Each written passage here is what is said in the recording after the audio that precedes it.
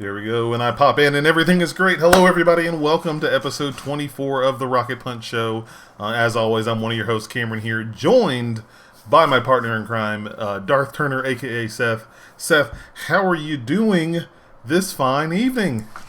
I'm doing really good. It's a really interesting banana bonkers week in video games.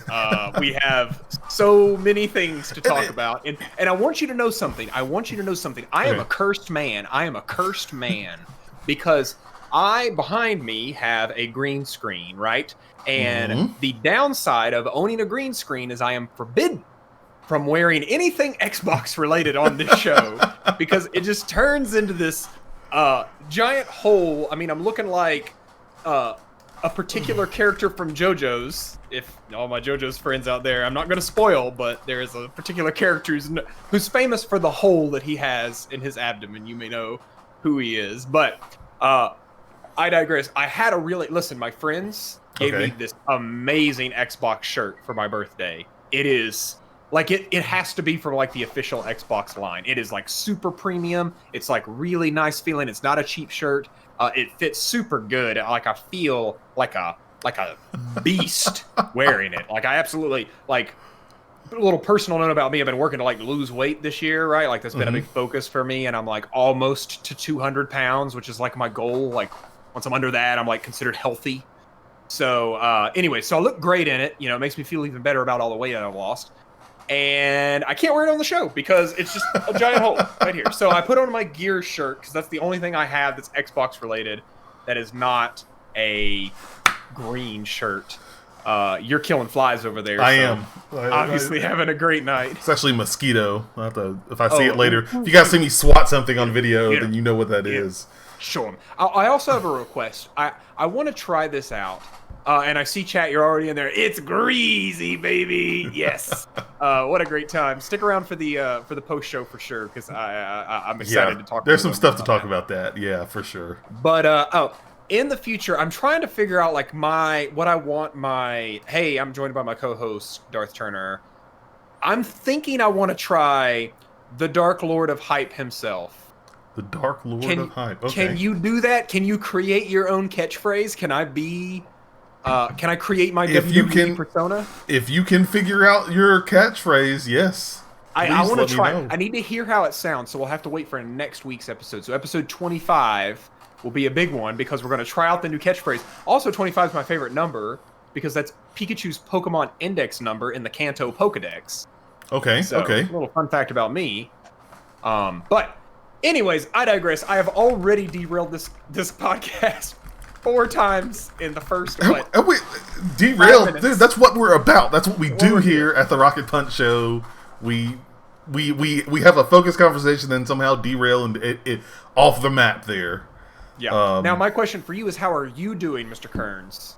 I'm doing pretty good. This weekend has been a pretty lax weekend. No, it is not. But whatever. You can say the words. Well, I say that like. In most of my other stuff in my life, it's been pretty quiet, but we're getting to the end of September, and so we're getting into the season where I do a lot of stuff here at Rocket Punch. Like, there are a lot of events and stuff that are coming up. There are a lot of events that I have to plan and start organizing now, so that way they're ready for October and November and December and maybe further on, and there's a lot of planning that I'm doing with the content overall, and so like Rock Punch, there's a lot of cool stuff. You guys should get excited for all the cool stuff that's coming. I'm pretty excited about it, but it's gonna take time. It's gonna come out in chunks, so definitely be excited about that. So no, like it was calm, but a lot of my time was just really thinking about that and kind of getting planned up and ready for that. So I'm pretty excited about it. I really am. Nito Mosquito. See, that's topical because you just squished one. Good. Okay, good call. Good call. Yeah. Listen, I show up ready to play every week, dude. I show up here to this podcast with tons of garbage that I'm ready to talk about. And one of those things that I want to talk about real quick is my. I got to be real careful what I call this thing because it's going to start yelling at me. GOOGLE home. So I'm going to call it the G home moving out, right? Okay. So the G home has this mode in here where it will show me photos, right, that I've kind of picked, right? And I've got one of the ones with the screens. And so it syncs up to Google Photos. It's okay, good. It didn't hear me. It doesn't like require any extra setup if you use the photos, right? So I was like, I went in there recently, and I've been very particular because I wanted like specific folders and albums, right? So I did that, and that's how it was for months. But then it had this new feature that's like featured photos, and it's like, we'll pick out your best recent photos and show them on the home. And I was like, oh, that's great. That means I don't have to manage it manually, so I'll just check that box. All right, I'm going to show you what it just showed me. Okay. This is a picture of, first on the right is the cutest dog in the world. That is mine and my fiance's dog. Her name is Izzy, and she is the cutest. That's a great featured photo. The one on the left was when I tried to cook bagel bites in an air fryer, and I didn't know how air fryers work. So I was like, well, it's basically an oven, right? So I just used the oven directions. Well, no, apparently that's a huge no-no. You can't use the oven directions. You've got to, and I'm going to give you, here you go, Cooking with Darth Turner, episode 1 coming up right here. Here's your hot tip, your mathematical formula to convert oven instructions to air fryer instructions. So take the oven temperature and cut it down by 40 degrees, right? Okay. And then take the time that it asks and carve between 1 and 3 minutes off. Basically carve 1 minute off for every 10 minutes of cooking that it asks you to do, right? And once so like if it says cook it at 400 degrees for 10 minutes, you set it to 360 degrees for 9 minutes, right? And then that's supposed to get you kind of close. So bringing this, why is this a featured photo, Cameron? It's burnt bagel bites. Am I going to be going to a Google CAPTCHA one day and it's going to be like, can you click on all the pictures of burnt-ass bagel bites for me? I hope, please, I would love to see that. Like, just a whole full list of burnt-ass bagel bites. I would love that. Here, I've got to make it bigger so that people can see. Look, these are burnt-ass bagel bites. Why would you put it in an air dryer or air fryer? Because I was like, well, it'll be like I don't have to preheat it. That was it. I want a bagel bite now, and I don't have to preheat it. That's the honest truth here. I wanted the bagel bites quickly. Look, God made microwaves for a reason. But okay, here's the thing: you don't get the crunch. You just get moosh. Then use the oven. The crisping tray. Get the crisping tray out of here. I don't want the crisping tray. You know what that is? That's the soggy tray. It's the sog tray. It turns your bagel bites into a swamp. I'm done. We're talking about video games. Please. Bagel bites, air fryer, 360 degrees for 6 minutes, I think. That's the max. We might have to save the rest of the conversation for the post-show, guys. But let's get started because there is a ton of news to talk about, guys. We're talking about Xbox buying Bethesda. We're talking about this new streaming service from Amazon.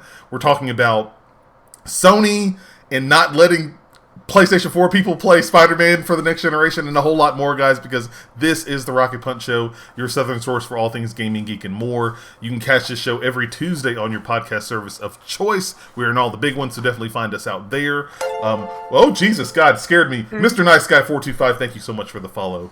I always appreciate it. I'm always in. I gotta say something about Mr. Nice Guy real quick. I think he's a pretty nice guy. So glad I didn't take a sip of water. Otherwise, that might have been a spit take. Guys, you can also listen to us live as we record the show each and every week for you right here at twitch.tv/RocketPunchLive every Sunday, either at 7 or 8 p.m., depends on what our schedules look like here. But we'll be here every Sunday hanging out with you guys. We always want to give a shout out to everybody tuning in via Twitch and joining us for our conversations tonight. Of course, guys, if you want to catch all the content I make for you here, head over to RocketPunchGo.com. That is your one-stop shop for all the videos, podcasts, streams, and more right at your fingertips. If you also want to be a part of the Rocket Punch family, you can head over to our Discord channel, hang out with us when we're not recording on the microphone in front of you guys there. It's always fun there. Play some games, talk about random gaming and geek crap. It's all a whole lot of fun.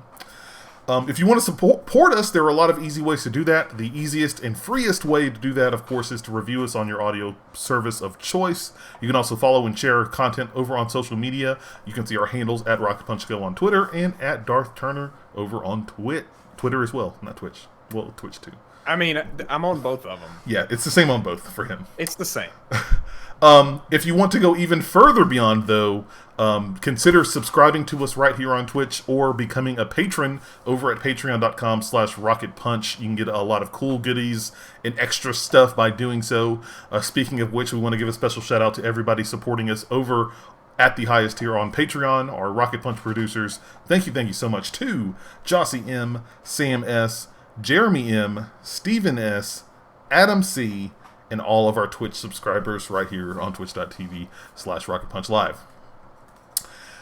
Before we get started with the news, guys, quick upcoming events and announcements here. There will be a little bit of a shift in the streaming schedule. So if you're tuning in for us on Twitch, you can be like Mr. Nice Guy and follow me here on Twitch. That way you'll know when our streams go live. We're going to be changing the schedule up a little bit from what we've normally done. I believe I'm gonna confirm it tomorrow, but as long as everything is set in stone, I think Tuesdays through Thursdays, so Tuesday, Wednesday, Thursday, we'll be streaming. I'm gonna make those the dedicated streaming nights. So come over here around 8 o'clock. We'll have a lot of fun, play some games, talk about random shit. It's usually what happens during the stream. Definitely tune in for that. Might be some other days added in there. I'm not sure just yet. But if you want to know when the official stream schedule is going to be, make sure you're following me on at RocketPunchGo on Twitter, and that way you'll see the little bulletin go up when it comes up, probably sometime this week. But other than that, it's time to talk news. We're going to bring you guys the top news stories here from the past week in the gaming industry. And let's start with number one, which was a very, very interesting one. Amazon, out of nowhere this week, announced a new cloud gaming service called Luna. Amazon Luna. I'm reading this article. This is by Andrew Webster over at TheVerge.com here. As its 2020 hardware event today, oh god, scared the crap out of me, CT Gamer. Goodness, CT Gamer, thank you so much. CT Gamer just subscribed right here on twitch.tv/RocketPunchLive and unlocked access to the exclusive post show that is only for Twitch subs. So you've got the entire rest of this podcast. If you've got your Prime sub, you just drop it in right now and you get even more content at the end. But thank you. It's gonna be fun. Dude, 29 months. 29 months. The numbers don't even they blur together for me now. I will be very honest, because it's ridiculous how long we've been doing this. It's been crazy. There you go. He's using it well. He's using probably the one I figured would be his favorite. Reading the story here, guys. At its 2020 hardware event today, Amazon announced a cloud gaming platform called Luna. The news isn't too surprising. The service has been rumored since last year, previously codenamed Tempo. It's not clear when Luna will launch widely, but it will initially be available on PC, Mac, Fire TV, and iPhone and iPad, with an Android version planned for after launch. Amazon says that interested users in the US can request early access to the service starting today. The service will be available for an introductory price of $5.99 a month during its early access phase, which gives subscribers the ability to play Luna Plus channel games across 2 devices simultaneously and offers 4K 60 frames per second resolution for select titles. Naturally, it will be powered by AWS, Amazon's ubiquitous web platform. And some of the games here, Amazon says more than 100 games will be available on the Luna Plus channel, and launch titles include games like Resident Evil 7, Control, Panzer Dragoon, A Plague Tale Innocence, The Surge 2, Yooka-Laylee, Grid, Abzu, and Brothers, A Tale of Two Sons. They also say that game titles will be added over time. And they're also partnering with Ubisoft for a specific gaming channel that they'll be doing. So there'll actually be a Ubisoft channel where you can play specific Ubisoft games like Assassin's Creed Valhalla, Far Cry 6, Immortals Phoenix Rising. All those other games are going to be on there. Seth, what do you think? I have some thoughts on this, but I want to hear your thoughts on it first. You want to hear me first? Okay. I think that it's about time that Amazon kind of show its hand. Tempo's been something that's been kind of going around for a while, so it's nice to see it actually be given a name. Let me go ahead and just hit the things that I think this service does better than Stadia. Okay. First off, much better name. Stadia's a dumb name.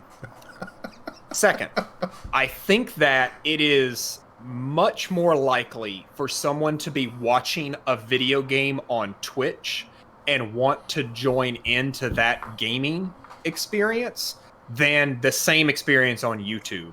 I'm going to use Fall Guys for an example because that's a recent game. You can also probably apply this to Among Us as well, correct? Okay. So with Stadia, I think a lot of YouTube's draw is video on demand content, right? And so this idea that Stadia allows you to like jump right in doesn't really help, other than it's like, oh man, I like the way that Fall Guys looks on YouTube. Let me go install Fall Guys and just play the game, right? Whereas with Twitch and Amazon's Luna, imagine a world where a streamer is playing Fall Guys. And maybe Fall Guys is a bad example because they would just get stream sniped, but like Among Us, right? Like a cooperative game. Or sorry, that's like a competitive, like a team game, right? And so imagine if you could just be like, all right, everyone, click the link that's, showing up on your screen and you can join right in.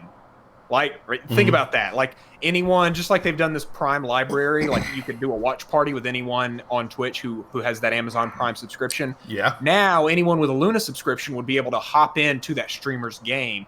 I think that's a really compelling argument. So better name. I think Twitch is just a better platform for selling that kind of thing. I think they took everything good about Stadia, a cloud-connected controller. I always thought that was the coolest idea. Like, what if your controller's not controlling the box, it's controlling the server, right? And that's just such an interesting idea to remove latency from that. And then lastly, and I think this is the biggest one, Cameron, is that they are not going on a sales platform of buying individual games, right? They're not trying to sell you games on a new console platform. They are trying to sell you a subscription. They call them channels. I think this is really smart. So like you subscribe to the Luna channel and you get access to all the Luna games, right? Mm-hmm. There is going to be an Ubisoft channel. So when you subscribe to that, it's going to be a different price, right? It could be $20 a month because it may have Far Cry, if it's got new Ubisoft games on it, that's going to be premium, right? Like it's not like, imagine like games launching into the service. People might be willing to pay $15, $20 a month for that. So I think that that's a really cool draw. It's also interesting that like you can kind of flip these channels on and off as you want. So Far Cry comes out, you want to play it for 2 months, flip on the Ubisoft channel, play it for 2 months on the service, and then when you're done, flip it off and save yourself that cash, right? Yeah. So at this point, you don't need like Game Pass does it all, right? And we're going to talk about Game Pass a ton tonight, but like Game Pass kind of has it all, but it doesn't have everything, right? So what if you could go in and like turn on, like they just added EA Play, right? But what if you could go in and turn on like Ubisoft Plus, those kinds of things? I think Amazon's got a really good idea here. However, they're starting from zero, which is a difficult place to start from. And Stadia struggled with it big time. I think making it subscription-based will help, but you're still starting from zero. It's going to be a hard sell, I think. What about you? I think streaming services like this are always a hard sell to do. Just because, and we've said it on the show before, like there are still places in the U.S. that do not have strong, reliable internet connections. And even for the people that do, streaming your games may not seem like the most reasonable thing, especially when you walk into the area where like you might get some latency.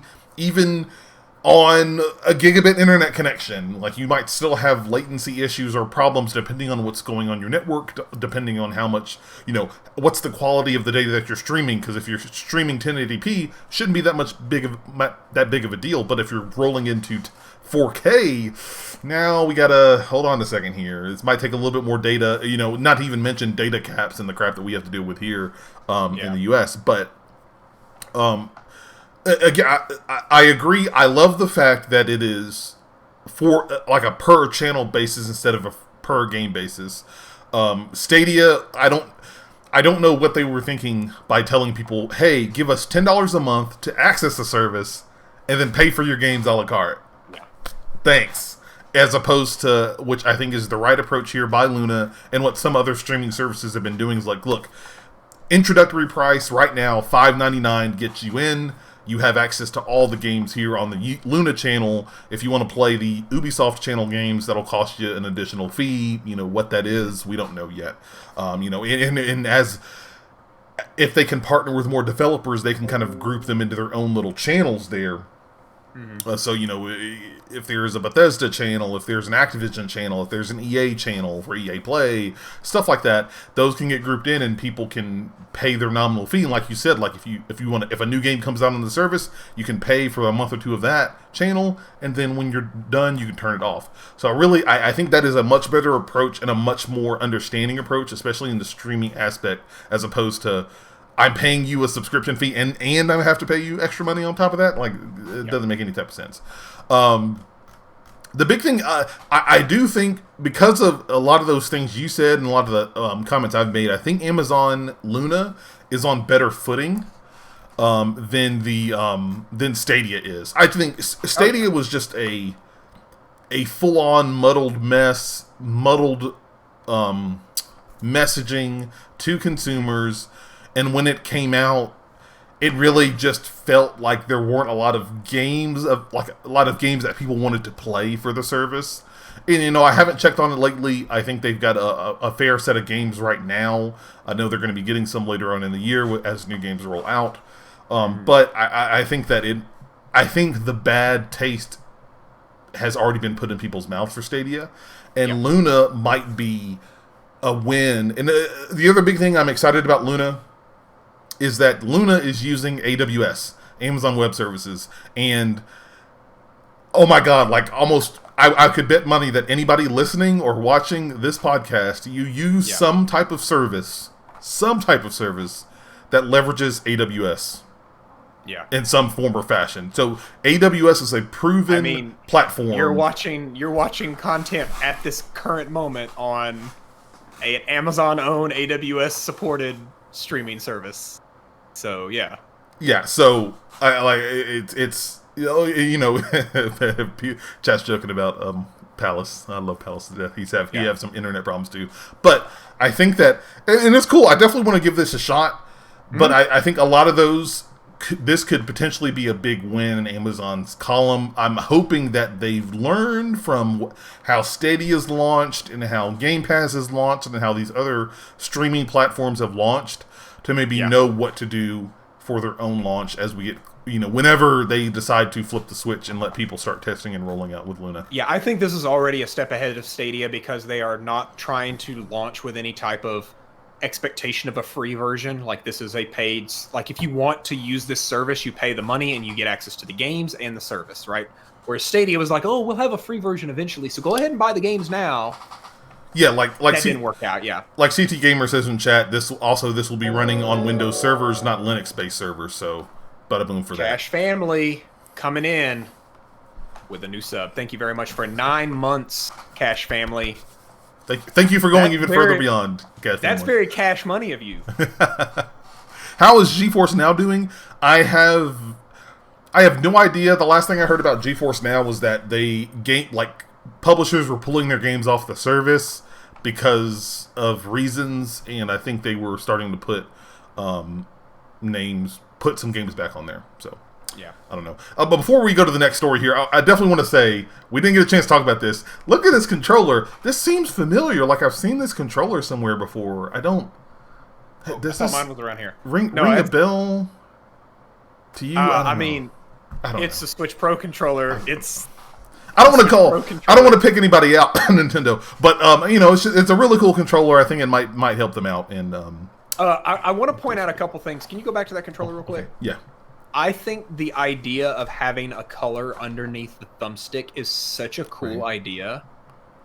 I want this to be a thing with other, particularly I want this to be something. I know the Xbox controller lab is going away for a little while. They're retiring it right now. I hope that this is something they consider because that's really cool.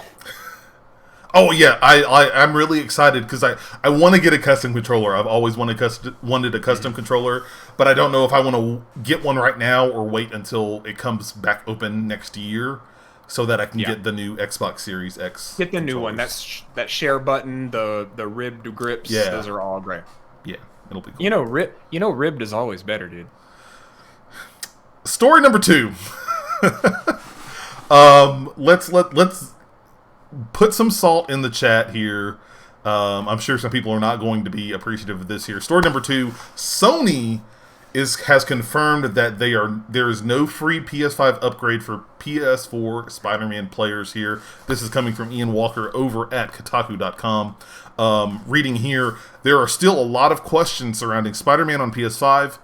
The good news, we have answers. The bad news, the answers. As of now, there is no upgrade path to get the graphically upgraded Spider-Man remastered on PlayStation 5 for players who already own the original Spider-Man on PS4, according to a statement provided by Kotaku by Sony. Here's the statement in full, and I quote, I'm going to take this slow because there's a lot of words in here that if you're not really thinking about it, it could mess you up. So, quote, Marvel Spider-Man Remastered is an enhanced version of Marvel Spider-Man and is included as part of Marvel Spider-Man Miles Morales Ultimate Edition for PlayStation 5.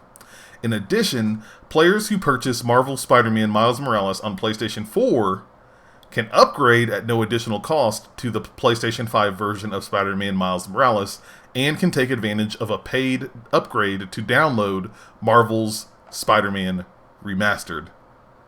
Okay, so we got that. You got that, Seth? You're good? You understand? Yes. Clear as mud. Yes. Again. Sure.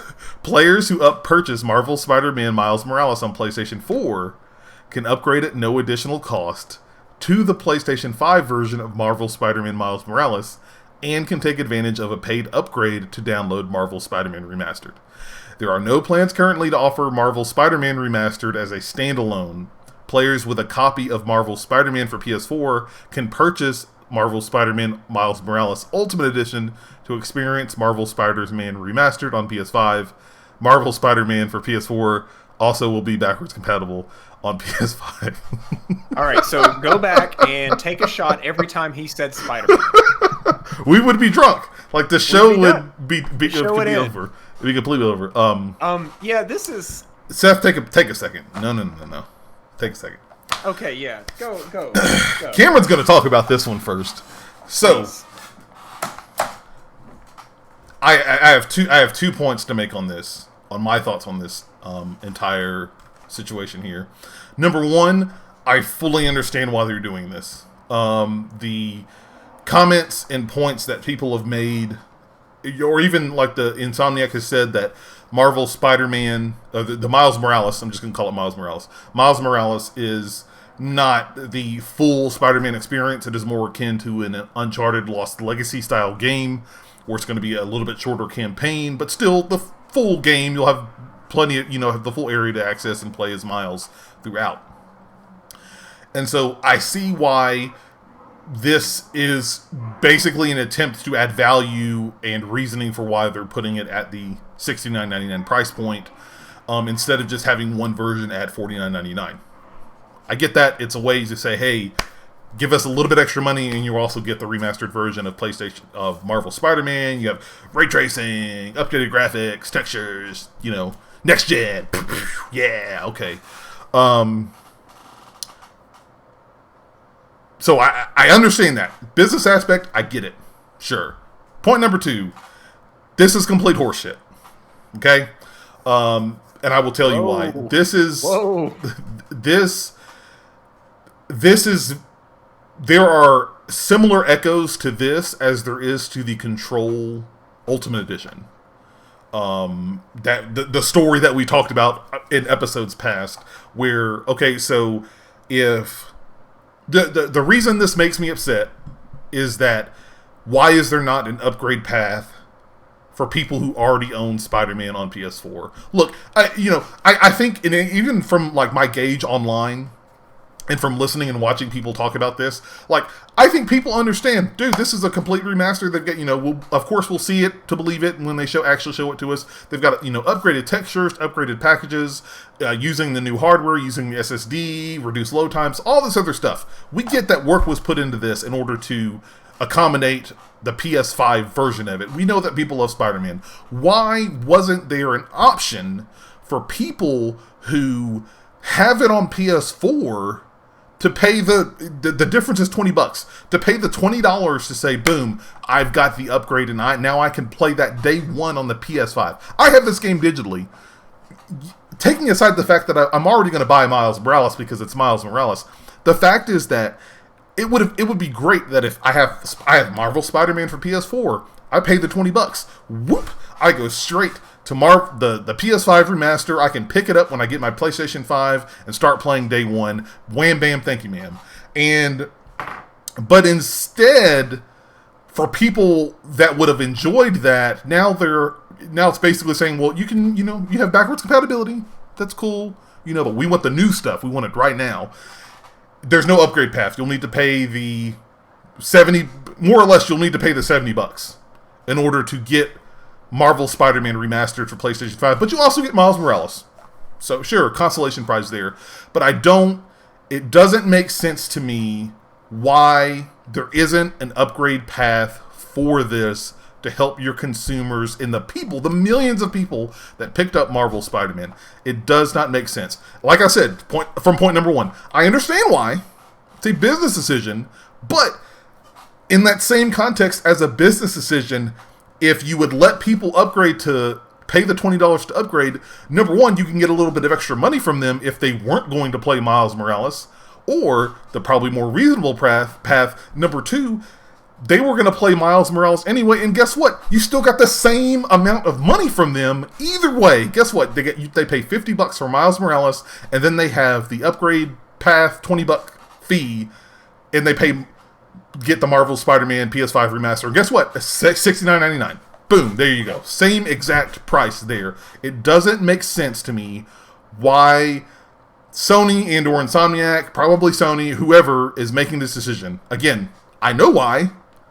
It's to sell more copies of Miles Morales. I think that they're definitely going to want, and I don't even think they needed to push at all for this. Within a week or two of the PS5 coming out and this game coming out, Miles Morales is going to be one of the top-selling games in the PlayStation library, to start off the PS5 generation. There's no question about that. People love Spider-Man. People love Miles Morales. Mm-hmm. But why are you not letting people who want to pay for the upgrade allow them to do that? They're going to get Miles Morales.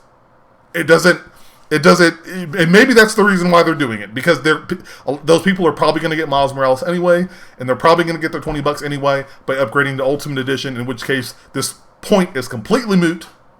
Yeah. But for the people that, hey, I want to wait on Miles Morales for right now, but I just want to play my Spider-Man in 4K with ray tracing and next-gen stuff for $20, let me do it. End rant. Seth, do you have anything else to add aside from what I just said? No, the answer to your question is very simple. It's that scene with Mr. Krabs where he leans in and he just says, money. All of the questions you just asked and answered, I would say this is what happens when a market leader has one of the most valuable superhero IPs in the world and has a number one selling game franchise, right, to go along with it. It's exactly what you said. I know why they're doing it. I don't think it's a cool move, but at the end of the day, what they have done is they have made Cameron, I bet you anything, almost every single person who's going to buy Miles Morales on day one, especially digitally, physically, I think it's going to be a little bit of a mix-up, but digitally, are probably going to go buy that $70 version. Yeah. Because it is too much of a value add, right? It's, it is truly a value add for them. People think they're getting more for $20. Now, if you were to break that out, you're going to have people who are spending only $20 on a full version of the game that they may get they may scratch the Spider-Man itch with that and not buy the $50 game, right? Sony does not want to undercut their $50 game sales with a $20 game that's going to play similar. I'm not saying they're the same game. Very different in a lot of ways, but that's, to answer your question, is they first and foremost want to sell copies of Miles Morales. And this is just what happens when you are a market leader at such a degree.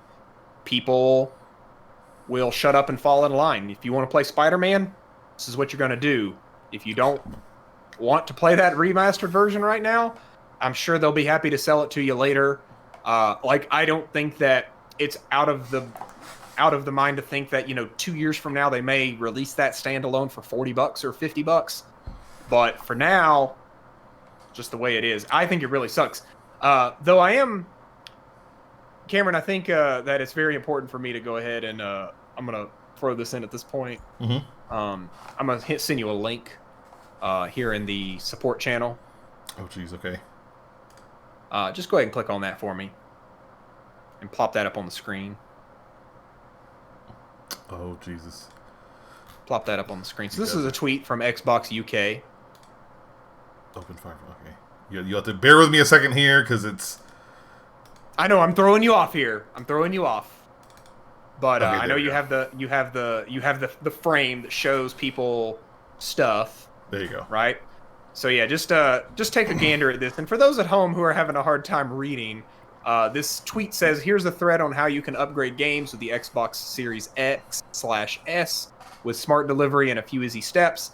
The next and only thread tweet to this is, "Just buy the game," with the Leonardo DiCaprio the face guy. Reaction image. I believe that's from Django Unchained, isn't it? Yes, it's from Django. Yeah, it is from Django.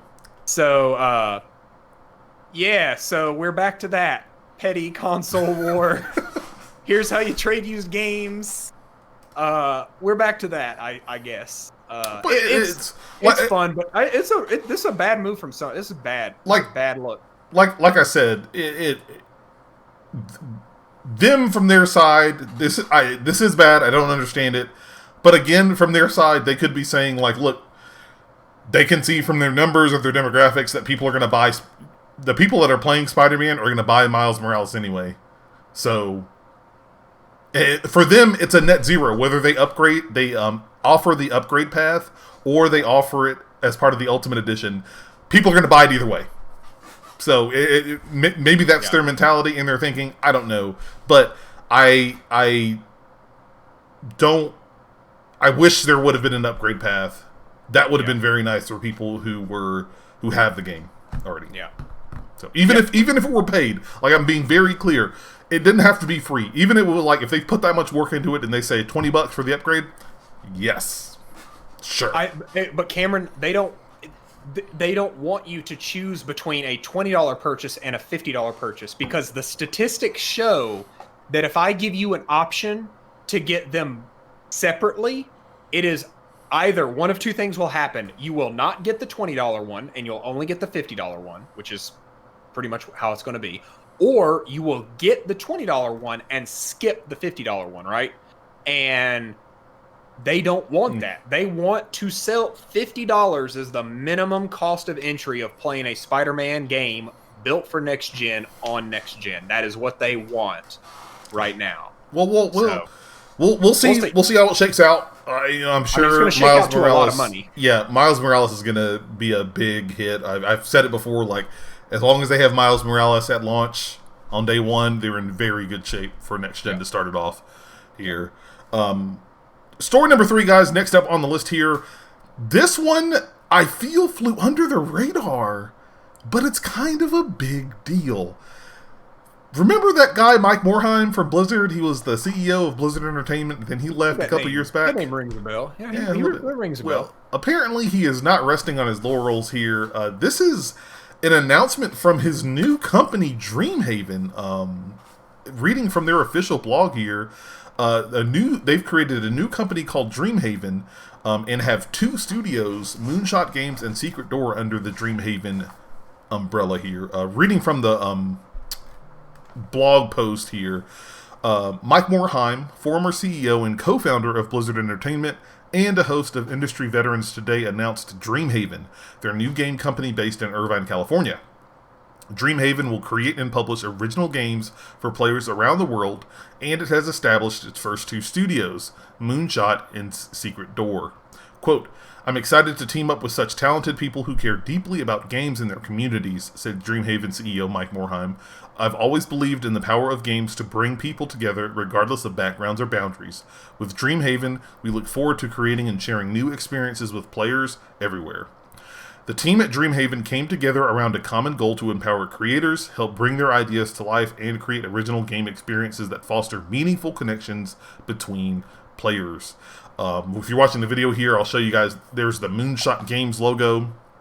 That is led by the three people, Jason Chayes, Dustin Browder, and Ben Thompson. Chayes was previously an executive producer at Blizzard Entertainment, where he led the Hearthstone team, a senior director at Electronic Arts, and before that led art teams for the Walt Disney Company's game division. Browder's 25-year history includes game director on StarCraft 2, Heroes of the Storm, Command & Conquer, and Lord of the Rings, and Thompson's credits include creative director on Hearthstone, art director for World of Warcraft's trading card game, and additional credits in Dungeons & Dragons and Magic the Gathering. And then Secret Door here is that other studio they have that is being led by the three Chris Sagati, Alan Dabiri, and Eric Dodds, who've worked on multiple genre-defining games. Sagati's roles include executive producer on Hearthstone, StarCraft 2, and Heroes of the Storm, as well as lead producer on the original Warcraft 3. Dodds was the original game director of Hearthstone and veteran game designer on World of Warcraft and StarCraft. Dabiri has filled both technical director and game director roles and has worked on Warcraft 3, StarCraft 2, and Heroes of the Storm. That's a pretty beefy resume, to say the least here. Seth, your thoughts on Dreamhaven? Hold on.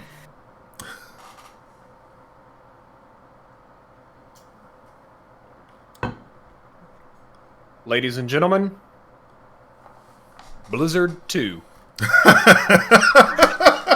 That's essentially what this is. This is Blizzard 2. This is basically the people that built Blizzard up to what it was. They cashed out big time with the sell to Activision, and then most of those folks evacuated the company. If I were to guess, after their non-compete clauses were up, and their contracts were fulfilled, a lot of these folks left Blizzard, citing, I'm not even going to begin to cite all the reasons. I know CT Gamer can probably give you, in chat, he'll give you a from-memory list. If you want a full history of Blizzard and everything Blizzard, I'm sure, CT Gamer still has it in his memory bank somewhere. I do think this is an interesting and really... CT Gamer said this in chat, this is big, I agree. This is huge, and if you think about the talent and basically what Blizzard did for PC gaming, right? Like, imagine that being done again, right? Like, imagine another renaissance that, similar to those early Blizzard days. So, also, I just want to point out, Moonshoot Games is a fantastic game name, studio name. I love it. Like, Moonshoot Studios is it just rolls off the tongue. It's got, of course, it's citing like a moon shoot, so it's a big idea that they're really shooting far for. I love the shooting for the moon. Yeah, it's going to be cool. I can't wait to see what these studios do. It'll be quite a while before we see anything. I mean, they're just building them now. I would imagine, especially if they're former Blizzard employees, 2024, 2025, and or it will release when it's ready. I would be very interested to see if there are a lot of departures from Blizzard coming up that go over to talk to more. I would have to imagine there's going to be some type of transfer. I think a lot of people that even if they worked under Mike Morhaime in his leadership and that era where he was there, I think there's going to be a lot of people that are big fans of his and definitely want to continue to work under him in the future. I mean, this is I will be honest, like CT Gamer said, this is big news. This is a shot straight across the bow at Blizzard Entertainment. Blizzard has been, I will say, not viewed in the best light in the last couple of months, maybe a year or so, with some of the stuff that has happened. There's a list. The whole free Hong Kong, China stuff with banning streamers. The what is it? The Warcraft 3 Remastered debacle that came out there. Social issues aside, you think about Destiny, the Destiny community and the way they feel about Activision. You think about what you were talking about, like Warcraft community, how they feel about Warcraft 3. Like, yeah, it's rough, man. It's, you think about all the folks that were really in on Heroes of the Storm esports, right? And then just getting the rug pulled out from under them. People who, there's just, it's a lot of stuff that I'm not saying that like they're evil or mean, but it's just not popular choices that they're making. Diablo Immortal was not a popular choice. I think they're bringing in people. They're bringing in new talent. Like, I'm very excited to see what Diablo 4 looks like. I'm excited to see what Overwatch 2 looks like. But I don't think that my expectations for Blizzard are what they used to be, right? Blizzard used to be the company that made games that shook the industry, right? I think that now Blizzard is going to be really good at iterating on what they've done in the past. But I don't expect to see in the next 5 to 10 years, in the next console generation, I don't expect to see Blizzard come out with something like Overwatch. That's an entirely new idea. That is something that it just sends, a quake through the whole industry. You remember, like, when they entered, it was like they reinvented the hero shooter, right? WoW reinvented the MMO. It's just they do that. That's what they used to do. But I don't think they do that anymore. I think they take this IP that they spent 20 years. Honestly, the team at Dreamhaven spent 20 years building up, right? And then sold it and cashed that check. And now they're just taking that IP and continuing to iterate. And I'm not saying that that's bad, because Lord knows if there's one thing I've learned this week, people just want sequels to their favorite games. And that's what they're doing, right? Overwatch 2, Destiny 2, like that's just what they do. And it's a bit of a bummer, but I think it's great that we now have a new option, right? Like a new studio that those Blizzard fans can kind of latch onto, and in between raid nights and WoW Classic, they can jump over here and see what they're up to, Good point. Very good point. But no, we will definitely see what's going on with Dreamhaven. I'm sure it's going to be pretty quiet for the next little bit here, but of course, guys, we'll keep you up to date on anything that happens from them and any news that kind of shakes out of their trees there. I'm ready for the art.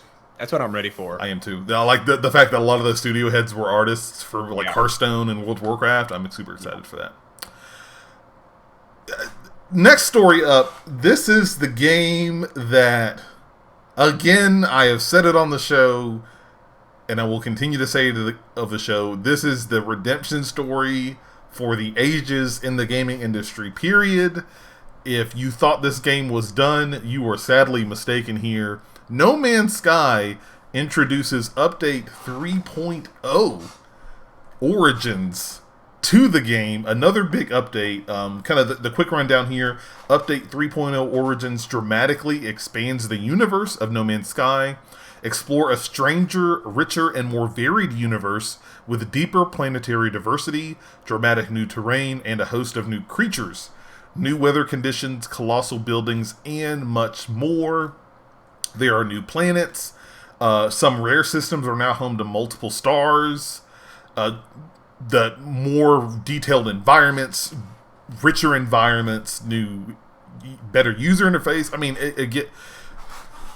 I fucking love this game. Like, I don't get to play this game enough, and I fucking should, because this, for all the shit, the absolute shit that Sean Murray and their team, deservedly so, got heaped on them when this game came out.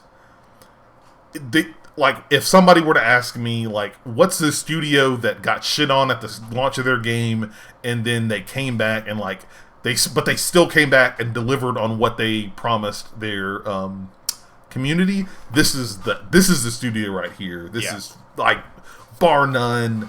Like, there are volcanoes now in the game. Seth, what? This is freaking Dune worms. Dude, the spice. Listen, Cameron, the spice must flow. And if we're gonna make sure. Okay, it's really surreal for me because we've been covering games from a podcast perspective for so long. I remember us covering the launch of this game. I remember Man, you go back to some like back when it was Rocket Punch Cast, because we're episode 24, but we're actually like episode 300 something. It's probably like 200-ish. Yeah, so like we've been doing the Rocket Punch family of entertainment for a while. We just renumbered when we went to the show format, but I remember being like, dude, Sean Murray is not to be trusted. Like, I remember saying some very pointed things about Hello Games and Sean Murray and the way that they positioned this game, because I was very excited for this game. I think a lot of fans, particularly Sony fans, were very hyped for this game because this was a big draw, right? This was a big part of the PlayStation 4's exclusives roadmap. And so when Sony was hyping this game up. Yeah. Honestly, at this point, Cameron, I will say, I think they've not only redeemed themselves, but gone above and beyond. Like, this Origins update is basically just another game inside the game, right? They've reinvented the game. Yet again, I think they've done this 4 times now. Like, 4 times they've reinvented the game. It's been more than 4. I really want a no-clip documentary series. Kind of like they did with the Final Fantasy 14, if you remember that. Like, it was a multi-part series. I kind of want that for No Man's Sky. I want to see like part 1, the hype up to launch, and then part 2 is like post-launch shenanigans, and then part 3 is the redemption story. And I really want to know what some of the decisions and discussions that happened at Hello Games during that 2 to 3 years of silence after the launch. I just want to know like what was going on there. Like, you can imagine something similar to what Xbox had in 2013, right? Like, just complete gut punch, morale destroyed, the leadership, and I'm not talking just management, but like the CEO is literally having to like pull people out of the mud and, you know, get people. It is an Oscar-worthy story waiting to be told there. It's great. I mean, I applaud No Man's Sky, or I applaud Hello Games for what they've done with No Man's Sky. Dune Worms. Listen, that's 2020 is the year of Dune, apparently. So apparently, but no, like if you're a big, if you've not even tried No Man's Sky or you're a big fan, I definitely encourage you guys to check out the game. It's very awesome, and they continue to have these big updates for the game. You can check it out. It is available on PlayStation 4, PC, and Xbox. And if you play on Xbox, it is on Xbox Game Pass. So just go download it. Yep, and this update is included, free of charge. Yeah, so come on. Next up here on the docket, the Game Awards is finally dated here. I'm reading from the Adam Stedman over at Variety.com, of all places. The game... Oh, Jesus Christ. Iswallow, thank you so much for the follow and being a part of the Rocket Punch family. Welcome to the Rocket Punch crew. The Game Awards to stream live from Los Angeles, London, and Tokyo on December 10th. Not only are the Game Awards still happening this year, they're taking place in 3 different locations. The 2020 ceremony will stream live from LA, London, and Tokyo on December 10th. It was announced on Wednesday, airing in 4K UHD from audienceless in-studio locations. It will stream across 45 global video platforms and, barring a live audience, see fans participate and virtually interact with the show across social media through live in-game experiences and via interactive extensions on leading streaming platforms, according to the announcement. Additionally, this year's ceremony will introduce a new Innovation and Accessibility Award, recognizing software and/or hardware developers that are pushing the medium forward by adding features, technology, and content to help games be played and enjoyed by a wider audience. The Game Festival, first launched last year, will also return, featuring a weekend of playable game content, in-game drops, demos, and live streams there. Seth, how excited are you for the Game Awards? Listen, one of my very good friends, his name is Pasquale, and I remember a couple years back, just on a whim, like we started working together. We actually were... we started on the same day at a previous job. That's how we knew each other. We started on the same day. Mm-hmm. And we were kind of friends for like 2, like on and off, just chatting, kind of cordial, but never really like hanging out for like 2 years. And then on a whim, one day I was just like, hey, dude, you want to grab some beers and like watch the Game Awards together? And we became really good friends after that. And ever since then, I've looked forward to like watching the Game Awards with him. Now, this last year I didn't get to because I was on a really awesome vacation with my now fiance, but this year I'm very excited to sit back down and watch the Game Awards. Cameron, they are one of my favorite events every year. I know E3 is awesome and all the news conferences are hype, but the Game Awards always has something, I think, for people who love the industry, not just the products, right? The E3 is all about the products. It's all about the, get hype for the new games, get hype for the new stuff. But one of the things I find that comes out of E3 is a lot of discussions like we're having, right? Like, Microsoft said this, Sony said this. Do you think that's a good or a bad move in the, the console war? All of this discussion is around stuff. Whereas what happens at the Game Awards, and particularly the discussion around it, is, oh my God, dude, they got Phil Spencer, Sean Murray, and Reggie up on stage at the same time. Oh my God, they revealed how the Xbox Series X looks and that it's a Series X. Like, that's the kind of stuff that happens. Oh my God, Kojima's back. Like, that was a thing one year. So I love how it's a chance for people to kind of feel a part of the industry that maybe don't get to be in the industry, right? It's a chance to kind of get a peek behind that veil. And this is a show that gets better every single year. We went from Chic Hydrobot up to last year, which I think was probably the best version of this I've ever seen done. And then including, a new reveal from Xbox and a very bold first step into next gen, right? It's just such a prestigious show. It has such a clout to it. And award shows tend to get either put into this like hoity-toity high horse camp, right, where it's like this elite group of people and they just give each other awards all the time, or you get into this like marketing shenanigan, right, where it's just trying to sell, like MTV or the Kids' Choice Awards, right? It's just to sell like all the kids' toys and stuff, right? And so it's nice to find they've kind of found a new lane for themselves where, yeah, it's still sponsored. It's still an advertisement program or advertisement supported program. But I really think that Jeff Keighley's managed to build something that really matters for a lot of gamers.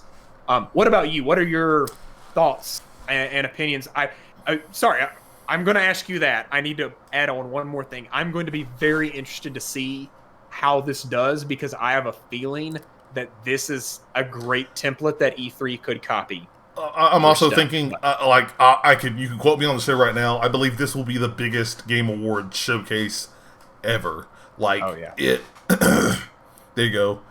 Ice Wallow, giving me the thumbs up in chat. I appreciate it. Thanks for joining. The Game Awards, to give some context, last year, 2019, the Game Awards had 45.2 million viewers, streams concurrently online. Those were their numbers. And the fact that, weirdly enough, because of the coronavirus and COVID-19 and all this other crap, I think that number is going to be astronomically high this year. I think they're, especially with think of all the games, even in this pandemic, all the games that have released this year that I think are Game of the Year worthy: Cyberpunk 2077, The Last of Us, Doom Eternal, Final Fantasy VII Remake, other games that I cannot think of right now. Like, think about all those games, and then going into this award ceremony, like all these cool awards, and the fact that this has been growing exponentially every year. I really think this is going to be a super big year. I'm excited. I'm going to have a stream for it. I'm going to host a stream. If I have to take off work one day, I'm going to do it. But we're going to have a stream along. You guys can definitely tune in and watch it. We'll have fun. But I do always have fun with these. I really do. Do you think they might break 10 million this year? I would love to see 10 million viewers. That would be awesome. 10 million? 10 million. Because what isn't it, 7.5 million last year? It was 44. I'm looking at their numbers. Oh, sorry. 45.2 million. Okay, well, my Google search just now was wrong then. So, okay, never mind. So, let's say 50 million. They'll break 50 million easily. Okay, good. I'm actually curious if they'll hit 100? I don't know if they'll hit 100. 75, I think, is a good stretch goal. Yeah, 75 is good. If they hit 100 million, holy shit. Yeah. It's going to be real wild. But no, super excited. I'm excited. Bring it on. Coming out this December 10th, guys, so stay tuned. We'll be talking about that as we get closer to the date. And we'll also let you guys know whenever voting goes live, because they always do. Voting, let us vote on that one. Okay. At this point in time in the show now, if you are a Sony fan at any point in time, I'm so sorry, but I don't have any more news for you here because everything else is basically Xbox stuff. Let's get started with the primer here. So, Seth, next story up. Let's say you decide you want to get an Xbox Series S. 512 gigabytes of high-speed storage, but you find that downloading games digitally takes a lot of space on that system. Mm-hmm. You definitely want to get some external storage. You hear, boom, Microsoft's got this expandable storage. They're so happy to sell it to you. You're like, yeah, right? Well, be ready to open up your coffers, guys, because it's going to be expensive. Next story up here, the Xbox Series X 1 terabyte expandable storage has been priced at a very high premium of $219.99. This story coming from Tom Warren over at TheVerge.com. Microsoft's first 1 terabyte expandable storage drive for the Xbox Series X and S will be priced at $219.99. Best Buy has started taking pre-orders for the accessory, revealing a final price that has leaked recently. These expandable storage cards slot into the rear of both of the systems to match the internal SSD speed and provide 1 terabyte of extra storage. Microsoft's expandable storage solution is proprietary, and only Seagate has been announced as a manufacturer so far. Microsoft tells me more suppliers and additional sizes will be available in the future, but the $219.99 price will still surprise many potential next-gen Xbox owners. The Xbox Series X ships with 1 terabyte of SSD storage, and the Xbox Series S just 512. Microsoft's pricing means the $299 Xbox Series S jumps to nearly $520 if you want to add the additional storage and bring it up to 1.5 terabytes overall. That may make the larger Xbox Series X more appealing to those who need the storage, particularly as games will start to require it once they're enhanced for the next-gen systems there. Seth, you're the Xbox fan. Tell me, what's your beat on this? How do you feel about that price for this card? Yes. The card is expensive. The card is very expensive, and I think that a lot of people's first instinct is to go to Amazon. They type in 1 terabyte SSD, and they see prices like $100 to $150, and they're like, "Whoa! Are they marking this up over 200%?" And what I would go ahead and caution you is that the hard drive that any logical person would buy right now would be the $100 to $150 one on Amazon. That is and I'm not going to get super technical, but that is like a hard drive that's going to connect with a normal hard drive connector cable, right?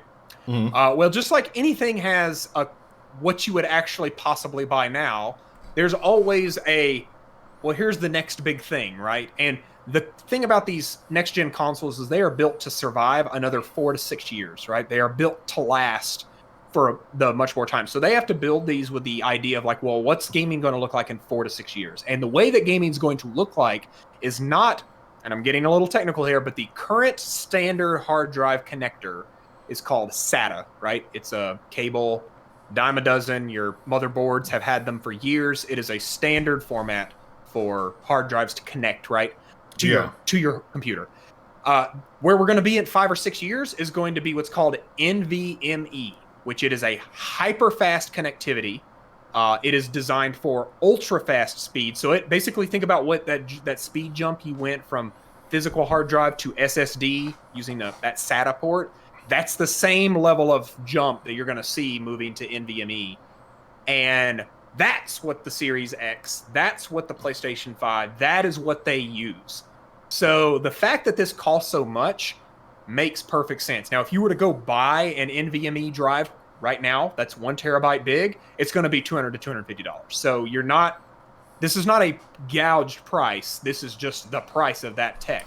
Now, I don't think right now this is a product that is smart to buy.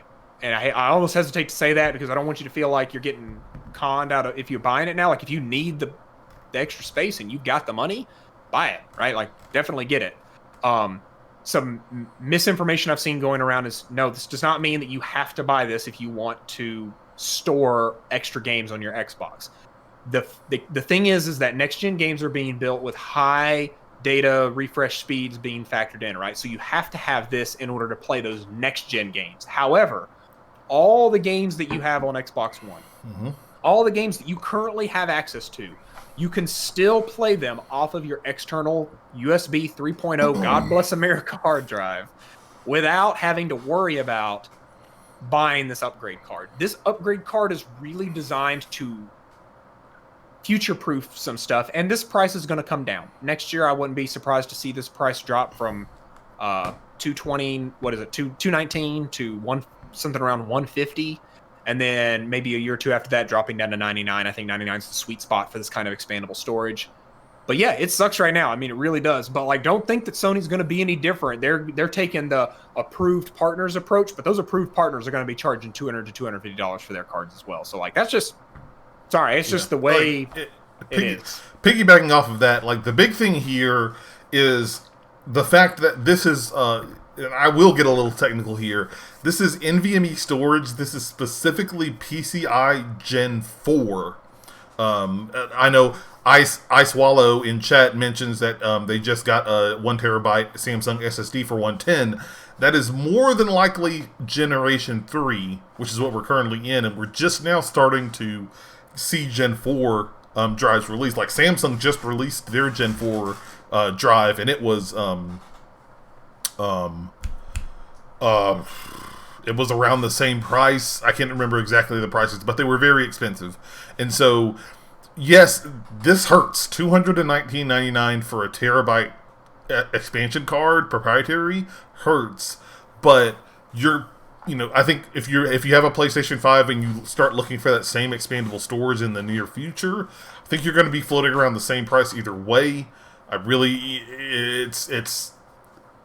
Seth, as you said, like it's going to be expensive at first, and then it's going to slowly come down as time progresses there. But yeah, no, if you need the expandable storage, be ready to pay up. I'm curious if, knowing this knowledge, if a lot of people may look towards the Series X for double the storage as opposed to just picking up the Series S. If they know they need a terabyte of storage, if they know they need a terabyte of storage, and they're going to spend $500+ if they get the Series S and this card anyway, if they just say, you know what, I'll just get the X and I'll have the storage and I'll save a couple of bucks. Yeah, I want us to move on because I don't think there's a lot to talk about this right now, but there are 2 points I'd like to make on this. First off, I'm going to drop a thing in chat. So if you are watching live on Twitch, do you mind if I drop a link that's helpful for chat? You can. All right, Fallen Monk. We'll talk to you later, man. Thanks for checking us out. Thank you for coming by. You can post it in there. We'll see. Okay, it does work. Okay, cool. Okay, yeah. So this is an article from Newegg that it kind of explains what these drives do. So if you do want to get a little technical and read it, it's designed with plain language, but if you've got a little bit of tech experience, you'll be able to get a better understanding of like why these hard drives are so important. But the thing that I will remember that I will remind a lot of folks is that yes, the Series S does not have as much space as the Series X. However, the Series X and the way Smart Delivery works is it is going to be pulling the correct files for that particular piece of hardware, right? So I'm a great use case because I have a 1X and a 1S. I have the exact same stuff installed on both the X and the S currently, right? And my S probably has about 400 gigs more space free than the X does, right? So my X is almost full. My S is also a 1 terabyte, but it's sitting right around 600 gigs used, right? So the same's going to apply here. So like the next gen games are going to be smaller sized on the Series S as they are on the 1X. So I really don't know that this is going to be something that's that big of a difference you're going to see by buying the bigger, some people may buy it, but again, your games are going to be bigger and take longer to download on the Series X. I think that it really sucks for people who are on like metered connections and like internet connections and maybe don't have the best internet speeds to have to deal with this. But the reality is for quite some time, gaming has been pretty much an always online experience. It's very hard to play a game and not have internet access. And I know a lot of Americans don't, but the reality is you got to have something, right? Like to get value from a lot of this stuff, right? And so I think what's when I look at what Microsoft's doing with like remote install on the Game Pass app, right? Like you can manage your console remotely. I think that's the best they can do right now is allow you, if you're at work and a new game comes out you can buy it and install it straight from your phone. So it will be waiting for you when you get home. And I know that doesn't help anyone on a metered connection because you're still paying to download you're still using that space, but at least you're not having to wait for it to update and to download when you get home.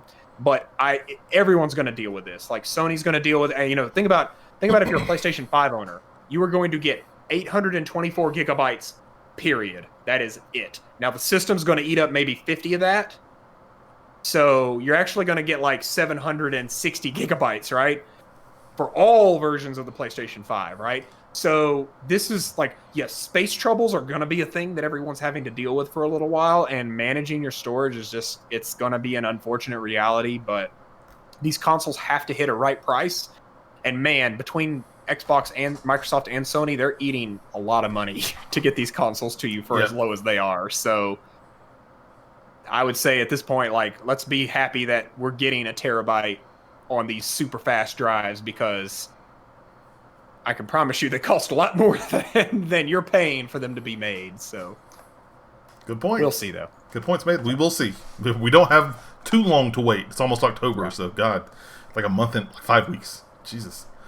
Guys, that's it for the main news stories here. It's time for the topic of the show. And Seth, I had a really hard time trying to find a story that we were going to talk about. It's been kind of a quiet week in the gaming industry. I woke up on Monday. I was like, last week, I'm like, okay, I think it's going to be quiet. I don't think there's anything going to happen here. Yeah. But I guess we can talk about the story if people want to, sure. Yeah, I agree. I think that deep diving into the No Man's Sky update, really digging through those patch notes is going to be the best approach for tonight, right? No. Right? Let's talk about this.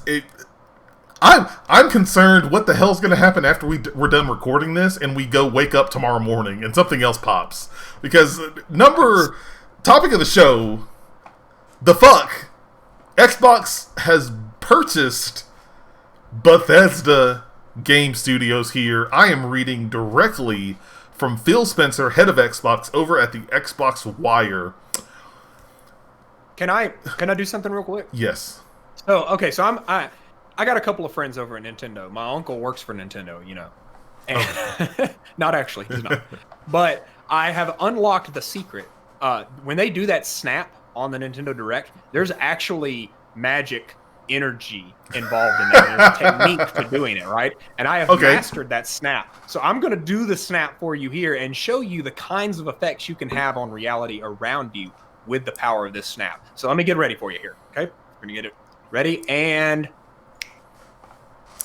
today is a special day as we welcome some of the most accomplished studios in the games industry to Xbox. We are thrilled to announce Microsoft has entered into an agreement to acquire ZeniMax Media, parent company of Bethesda Softworks. As one of the largest, most critically acclaimed privately held game developers and publishers in the world, Bethesda is an incredibly talented group of 2,300 people worldwide who make up some of the most accomplished creative studios in our industry across Bethesda Softworks, Bethesda Game Studios, id Software, ZeniMax Online Studios, Arcane, Machine Games, Tango Gameworks, Alpha Dog, and Roadhouse Studios. These are the teams responsible for franchises like The Elder Scrolls, Fallout, Wolfenstein, Doom, Dishonored, Prey, Quake, Starfield, and many more. Bethesda's games have always had a special place on Xbox and in the hearts of millions of gamers around the world. Our teams will have a close and storied history working together, from the amazing first Doom and its id Tech engine innovating games on PCs to Bethesda bringing their first console game to the original Xbox, the groundbreaking Elder Scrolls 3 Morrowind. Over the years, I've had many deep conversations with the creative leaders at Bethesda on the future of gaming, and we've long shared similar visions for the opportunities for creators and their games to reach more players in more ways. Just as they took the bold first step to bring the Elder Scrolls franchise to the original Xbox, Bethesda were early supporters of Xbox Game Pass, bringing their games to new audiences across devices, and have been actively investing in new gaming technology like cloud streaming of games. We will be adding Bethesda's iconic franchises to Xbox Game Pass for console and PC, One of the things that has me most excited is seeing the roadmap with Bethesda's future games, some announced and many unannounced, to Xbox consoles and PC, including Starfield, the highly anticipated new space epic currently in development by Bethesda Game Studios. Like us, Bethesda are passionate believers in building a diverse array of creative experiences, in exploring new game franchises, and in telling stories in bold ways. All of their great work will, of course, continue to grow, and we look forward to empowering them with the resources and support of Microsoft to scale their creative visions to more players in new ways for you. All of our work and the foundation of our relationship with you starts with a commitment to deliver a breadth of amazing games to discover and play on Xbox. Over the last few weeks, we've been excited to share more details on important elements of a plan we've been building towards for years. A plan that is the fulfillment of a promise to you, the Xbox player, and deliver the most performant, immersive, and compatible next-generation gaming experiences and the freedom to play blockbuster games with your friends anytime, anywhere. Today is a landmark step in our journey together, and I'm incredibly energized by what this step means for Xbox. Please join me in welcoming all of our friends at Bethesda to Team Xbox.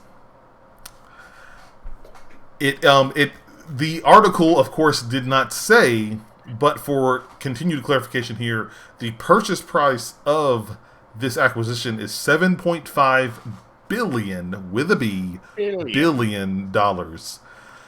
Seth, you are the Xbox fan. Yes.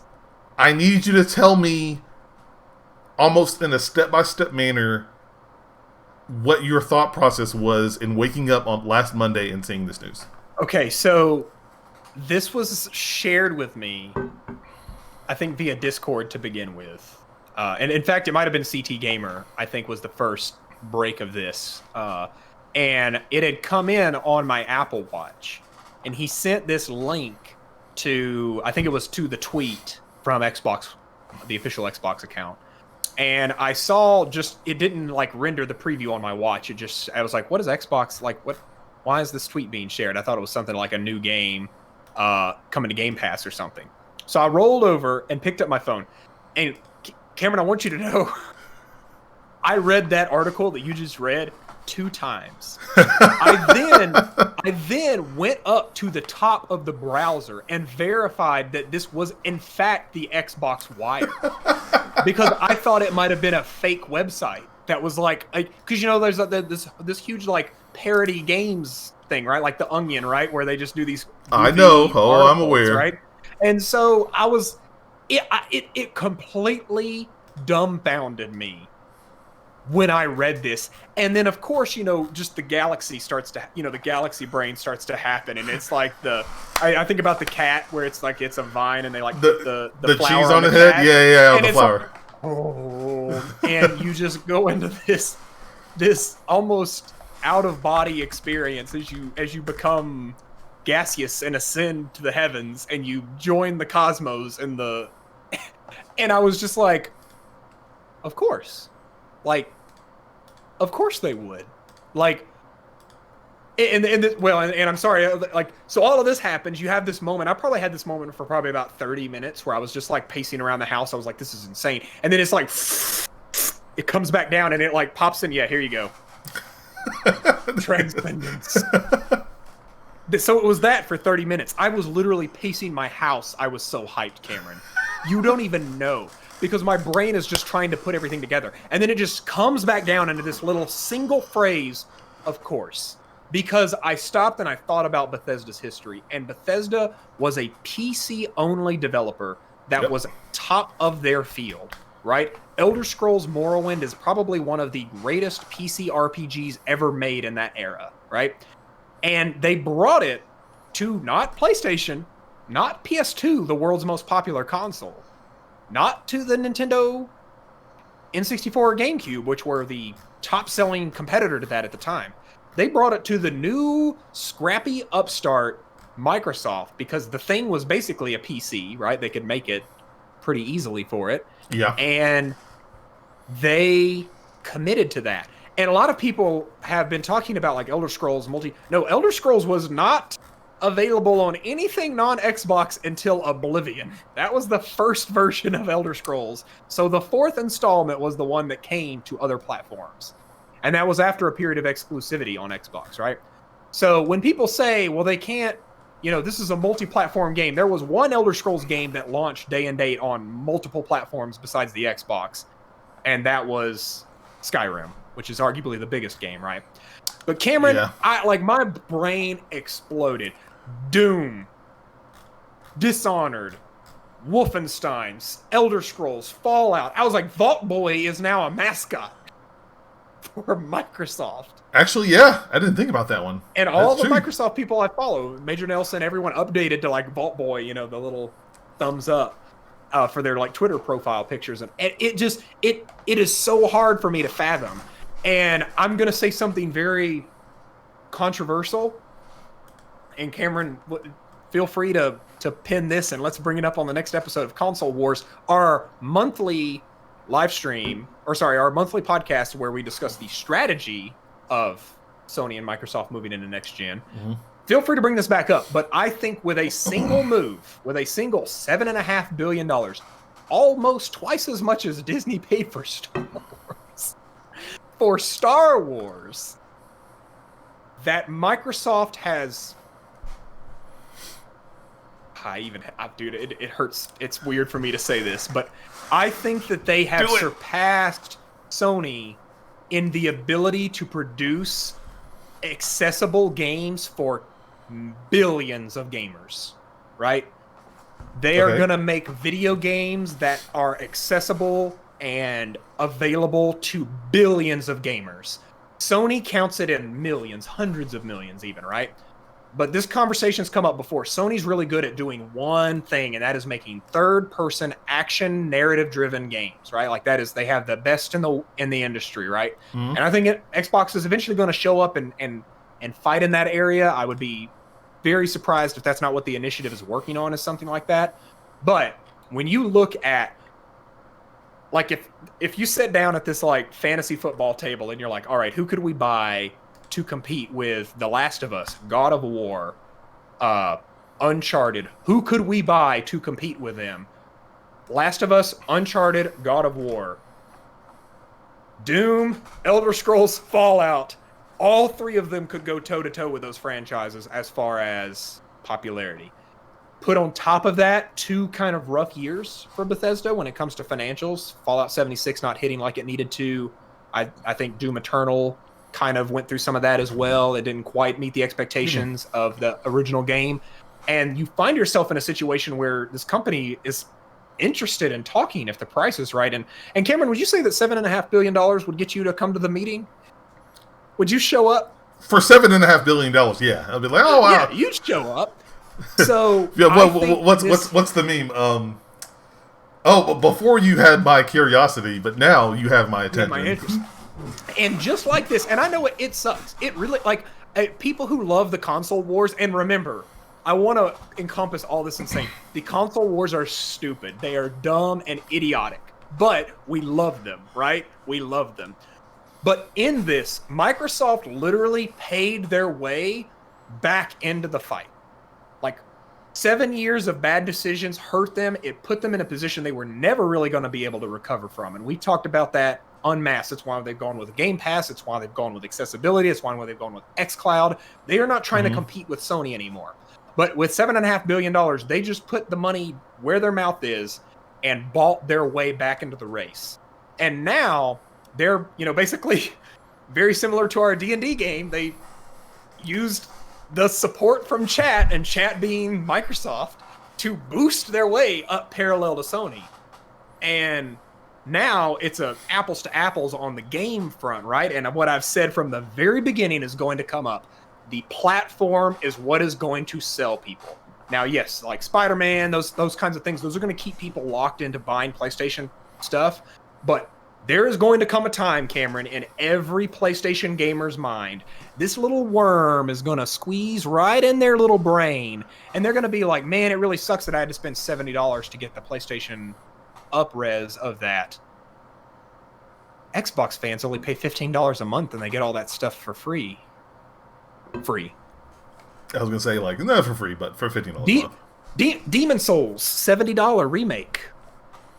$15 if it was on Xbox. And this little worm is going to get in their brain, and it's going to not, I don't think it's going to cause a mass exodus. Like, I don't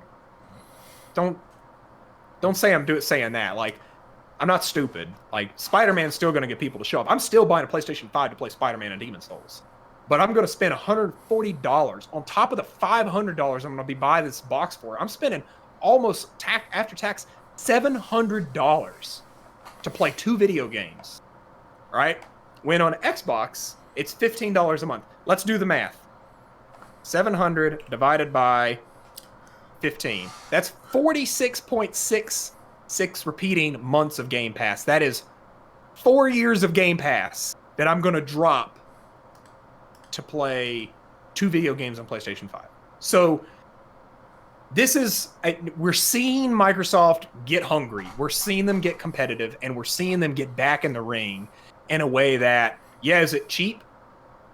No, it's not. But yes, it is. Like, this is just business. This is Cameron, I'll say this is the perks of being worth 17 times your competitor. This is the perks of not being reliant on selling hardware to become a massively profitable business. Xbox could fall off tomorrow, and Microsoft will still be a top 5 company in the world. Like, Xbox does not support it.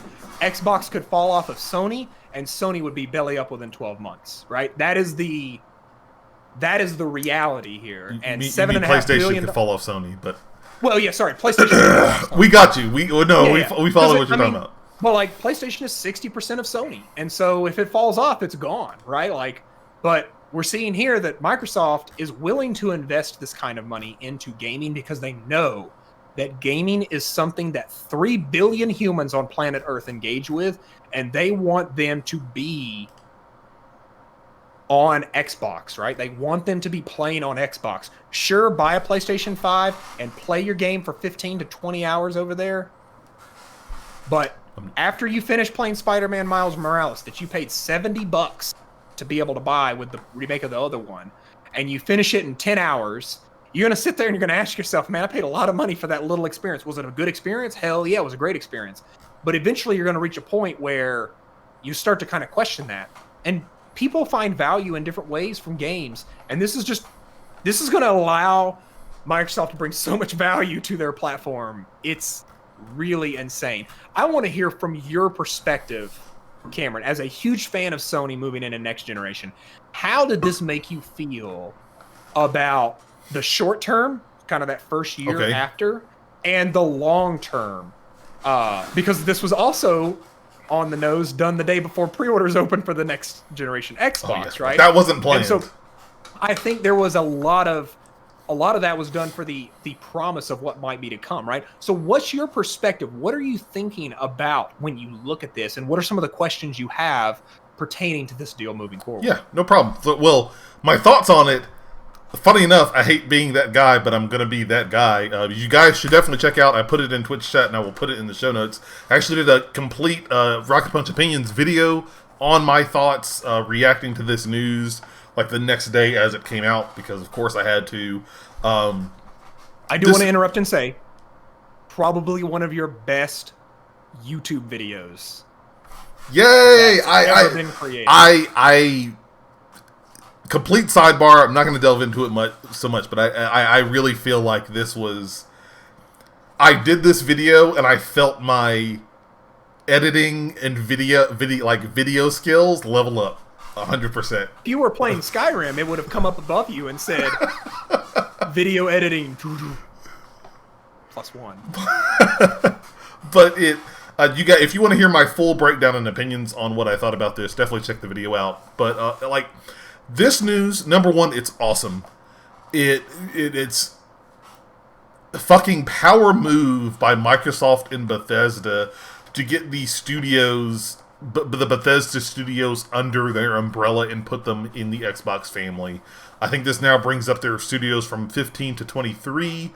Now, again, as you people have heard me on the show, I will be the first to tell you, I don't. Fallout has never hit me like a lot of people has said. A lot of people, the Elder Scrolls has not hit me like a lot of people have. But After playing it, I was a big fan of Wolfenstein, a big fan of Dishonored, a big fan of Doom. I'm very interested in Starfield, at least, to see what they're going to do with that. Prey was awesome. The Evil Within was awesome. I've played those other games, and they're really, really awesome to play. And so I think this brings... no offense to the other studios in line, but this brings in studios that have a proven track record for top-tier games that people love and enjoy. And I'm talking about, and I hate putting it this way, but I'm talking about the games that are getting like 9s and 10s, or I say as low as 8.5s over at like your games media sites. And excuse me. I think this is great. If you are an Xbox gamer, Seth, you should have woke up this morning and been cheering and jumping from the rooftops. It puts them back in the game. They're back in the game. It 100% puts them back in the game. The fact they did this before the pre-orders went live for the Xbox Series X, like that was a move to help stimulate purchases of those consoles, and they've been doing well. Not saying that they weren't going to do well without this announcement, but this helps people like get invested in there. I think we're slowly going to start seeing a lot of these games end up on Game Pass, again making that even more of a value buy. Actually, I'll talk about Game Pass like in the short term. The fact that these games, this whole game library, if they're not already on there, Dishonored, Wolfenstein, Elder Scrolls, Fallout, Doom, Evil Within, Prey, these games will be on Game Pass. Yep. I dare to say before the end of the year. They've already announced Eternal, yeah. Yeah, Doom Eternal is coming onto Game Pass like at the beginning of October.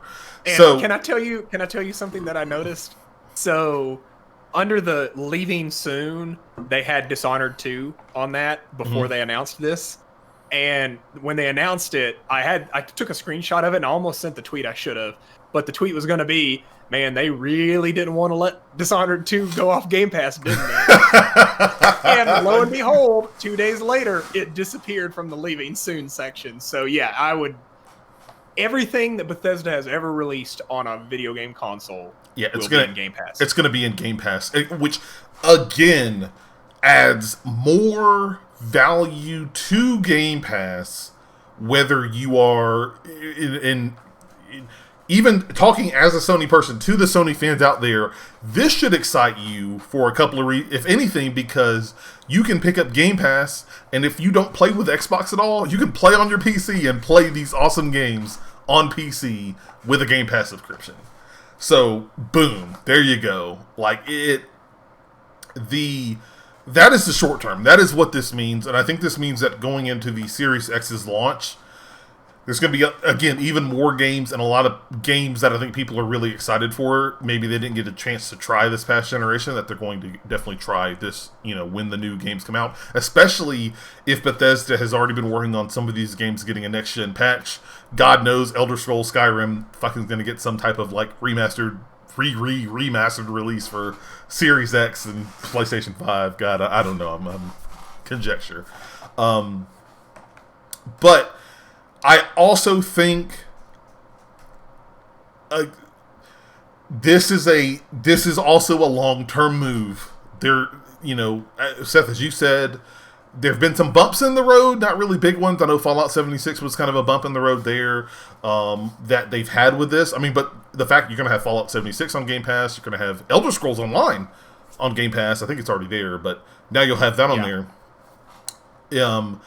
Is going to be very valuable for Game Pass, and like those are games in the short term, but I still think a lot of people and a lot of gamers are still going to be waiting for they want, it's next gen. They want the big new games that these studios are going to be rolling out with, that are going to showcase these next gen systems. And I think that's the long term thing. Again, just like the other studios that are under Xbox Game Studios, this is the build up. We're even with all this excitement, you're excited about the short term. You have to understand that the good stuff is still yet to come. When we start seeing these high-quality AAA games that everybody's going to be like, we've been promised for it for years, we've been waiting, and now the wait's over, boom, boom, boom, hit after hit after hit. I mean, for all intents and purposes, if Microsoft played their cards right, Microsoft could have an E3 press conference wherein they could announce games for the Xbox that do not leave, that are basically Xbox Game Studios games. Like, they could have an entire conference with games that are under their umbrella with no third-party support from any other developer or publisher, period. And that's some wild shit. That's wild. But I do have a concern about this, and I will talk about that in just a minute. Okay. But no, long term, I think it's I don't know. I think, like I talked about before, I don't know if this is going to. I think this is going to encourage more people to get Game Pass than per se leave PlayStation or dump PlayStation and go over to Xbox. And the reason people get upset, the reason I say that is because a lot of these games are going to come up on Game Pass. And again, as I've talked about before, Game Pass is an incredible value regardless of what type of gamer you are, whether you're playing on Nintendo, you're playing on PlayStation, you're playing on Xbox, you're playing on PC. You can pick up the subscription and have access to these games. So if you're a PlayStation gamer, if you don't play Xbox and you don't like Xbox, you can still say, oh, I'll just get it on PC. Bada bing, bada boom, you're good to go. Sorry. What I think... Man, I drank too much water. I'm burping all over here. What I think is going to happen... I mean, it's the indigestion, because as a Sony fan, you understand the end is coming, dude. Like, this is the beginning of the fall. You know, you went from here's how you share used games to $20 more for Spider-Man Remastered, but you can't buy it standalone. It's welcome to the top, dude. You ready for the fall? But no, this is set up Microsoft very beautifully, and this is that bright light that people can, I think, visibly see for what Microsoft is trying to do for next generation, and really should get a lot of people, even those people who came over to PlayStation after the whole Xbox debacle in 2013, should now be looking at this going, oh, okay, I'm very interested now. I want to let me get an Xbox system instead, or let me get it with a PlayStation, or let me get a Series S, whatever. Yeah. The thing that concerns me about this is not so much this announcement in general, and I think some people in chat may have alluded to this as well, is the one thing that kind of I'm scared about is if this becomes an acquisition war is next gen. Whereas, okay, now Xbox has 23 studios. Sony says, oh, well, we got to acquire more studios. Then EA or Activision says, well, we got to stay in, we got to compete. We're losing money when they're buying these studios up. We're going to buy studios now. The Xbox sometimes says, oh, no. We they have an interview with Satya Nadella saying, we're still not closed to, we're still very open to buying more studios whenever those opportunities rise. Whereas all these studios, AAA like Bethesda or even smaller indie studios, slowly gets gobbled up until we have these big main caps. I think very much like a telecom industry and ISPs like Comcast and AT&T and stuff like that. And that concerns me a lot. Because I don't want to see that happen. I don't want to be in a world where just all studios are under either Team Green or Team Blue or Team Red or something to that effect. Now, granted, there are a ton of game studios, so I don't think that will happen, but I'm not going to be shocked if something like that does spiral out, and that does irk me a little bit, because I think that might...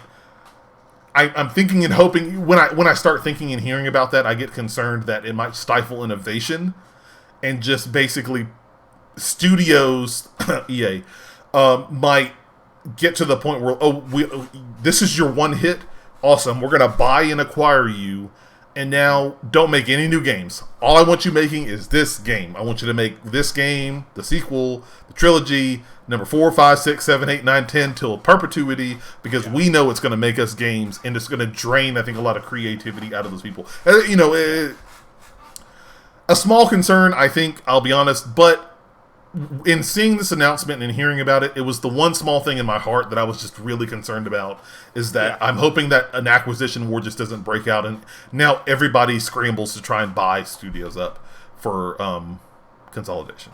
I can really see what you're talking about, and I think that's a really valid concern, and I think that that's something to keep an eye on, right? Like, let's keep an eye on it and see. I don't think that we're ever going to see a situation where all the studios get bought up. Hell, go to Steam and just look at what's going on there, right? Yeah. You have fantastic. I don't think we are. I don't think we are either. I don't think we are. I'd be very. What this is, Cameron? This is for the past 7 years. Everybody's been saying, "Where's the games? Where's the games? Where's the games?" Well, here they are. We bought Boom. There are plenty of games here for any type of gamer to enjoy. Yeah. Now I got notes. This is one Jesus, you got notes? Oh so, boy. I want to address something right now when we're talking about we got games, right? Here's the games, right? There has been a lot of discussion this week about what does the future look like for Bethesda games, the way those games launch, and what the availability of those games are, especially on the PlayStation platform. And not even just PlayStation, like Nintendo as well, because I know they've been porting their games over to Switch, and they've been making a lot of money. I'm going to go ahead and let you know this is going to be a Dr. Jekyll and Mr. Hyde discussion from Seth. All right, there's going to be the hot take, Mr. Hyde, like, shut up and deal with it kind of approach, and then there's going to be here's the Spock, right? Here's the Spock and the Kirk, right? So you drank before all right, so first off, the biggest question I've heard is, well, are these games that have been multi-platform in the past still going to be multi-platform? Is Xbox, getting my quote fingers, stealing these games from Sony PlayStation? I will say that Sony PlayStation stole Spider-Man. I would say that Sony PlayStation has stolen the Japanese market. These are things that Sony fans have had available for no extra charge, right? You've always had Persona. You've always had Uncharted. You've always had, well, like, basically access to the new Spider-Man game, right? But when Spider-Man came out, like, there are dozens of Spider-Man games that came out on all kinds of platforms. Were they as good as Spider-Man 2018, Marvel Spider-Man, whatever you want to call it? No, they were not. I think that's the best Spider-Man game ever made. But I think it's a little ridiculous for people to be like, well, they should still release it on PlayStation 4 when, like, Cameron, would you ever think that The Last of Us 2 would come to Xbox? Do you think that Spider-Man 2018 will come to Xbox? Of course not. And if you think that they're going to continue to release these after spending $7.5 billion, so here's Mr. Hyde. Starfield will only be available on Xbox consoles and PC. Period. If you own a PlayStation 5 and that is all you own, you will not have access to Starfield. You will not have access to Fallout 5. You will not have access to Elder Scrolls 6. Tough shit. Like, it is the realities of business. Just like Xbox owners have not had access to Spider-Man, God of War, and all those franchises that you have beaten them over the face with for 7 years straight. Period. Done. Now, let's bring the cynicism down a level. I want to talk about what I think this does for Microsoft. And I've used this analogy a lot on Console Wars. I'm going to invoke it here. Microsoft is doing exactly what Netflix did to the movie industry 5 years ago. They are not trying to beat theaters. They are trying to eat up theaters in a... I think someone even mentioned in here the diapers.com situation, but I think movie theater is a better example. Movie theater will be happy to sell you a ticket to come consume their content for a set period of time, and that content is going to pay, you're going to pay a lot of money for it, but boy, is that content going to be quality. We got Star Wars, we got Avengers, we got Oscar, these movies are going to go on to win Oscars and all this stuff, right? But you're going to pay to play, you're going to pay to show up and enjoy. Netflix came in and said, all right, we're going to do it a little bit differently. We're going to build a platform that's based around the ability for people to find what they want, right? Don't show up and watch what we tell you to watch. Show up and watch what you feel like watching, right? Now, that might be, to start, Netflix got its start on The Office, Breaking Bad. They basically paid a shit ton of money, kind of like Microsoft is doing, to buy the rights to these things that people want, right? Well, that works for about 3 to 5 years in the tech industry, but eventually you got to be able to make money without spending a ton of it, right? Yeah. So the way you do that is by producing your own content or acquiring someone who's going to do it. So let me hit you with some Netflix things that you can't watch anywhere else. Stranger Things, fantastic Voltron show, fantastic She-Ra show. God. Countless, the various movies that they have on there. Just look up Netflix exclusive. There's tons of things that are Netflix exclusive. Now, does that mean they don't buy things anymore? Hell no. They still buy anime. They still buy things that they think would be valuable to the platform. But now they have convinced everyone that it is worth spending $17 a month to have this, even though The Office is gone and now moved to Peacock. And even though Breaking Bad is maybe it's still there, but eventually I'm sure AMC will take a stab at this, right? To do something like this. So eventually all that content's going to go away, and what you're going to have left is Netflix's original stuff. Same thing's happening here. Microsoft wants to make sure that people stay here after Red Dead is gone from the platform, right? After that favorite game that you are playing is gone, they want to make sure there's still something there to keep you involved. And that's where we are. This is my quote of the show right here, Cameron. We are entering the golden age of Xbox.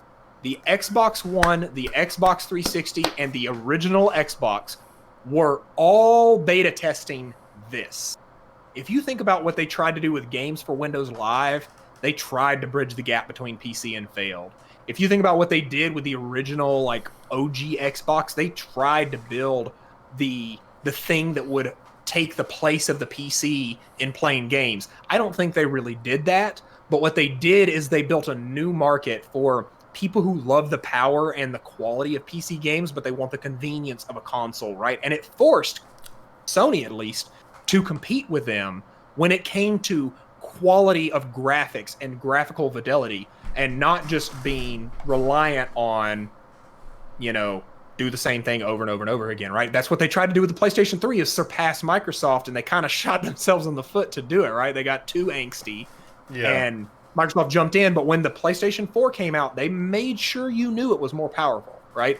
Power's a big factor in the console discussion.